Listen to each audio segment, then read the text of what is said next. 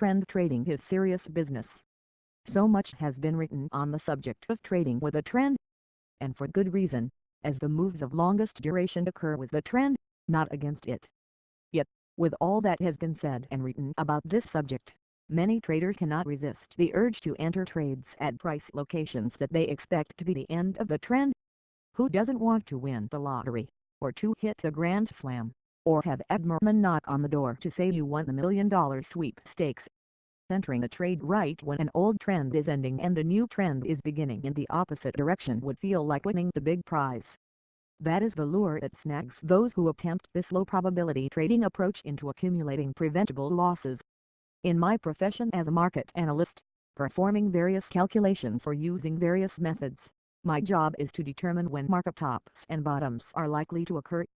This information is provided to my clients in order to make informed trading decisions. If used correctly, excellent profits with low loss exposure are usually achieved. On the other hand, if not used correctly, it can be worse than not having the information at all. The best way to trade the trend. If you are one of my FD8 market timing clients, you are informed in advance each week as to when to expect the daily gyrations of the market listed on our weekly report. These gyrations are the cycle tops and bottoms that occur in uneven time intervals on the price chart. Some of these tops and bottoms can be traded for excellent profits and some should be outright avoided for trade entry. How do you tell which? The answer comes down to this simple concept: take trades that are with the current trend and avoid entering trades that go against the current trend. The trend is determined by noting where these market tops and bottoms are forming.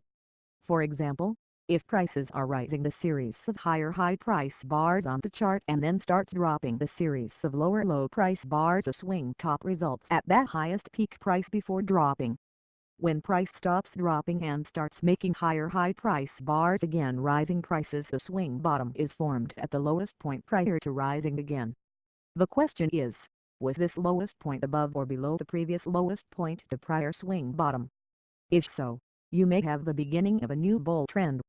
If price continues rising until it exceeds the previous swing top high price, the pattern is that of a bull trend.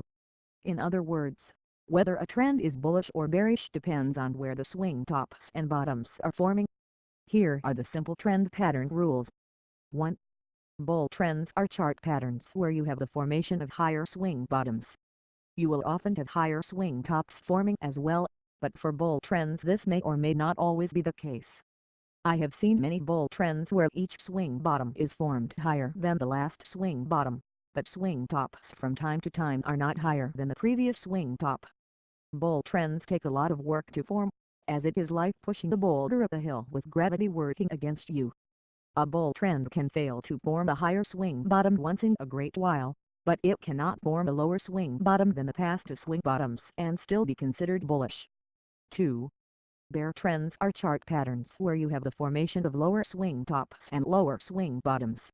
Because bear trends are easier to form, prices often drop faster than it climbs up. A solid bear trend is expected to have both lower swing tops and lower swing bottoms.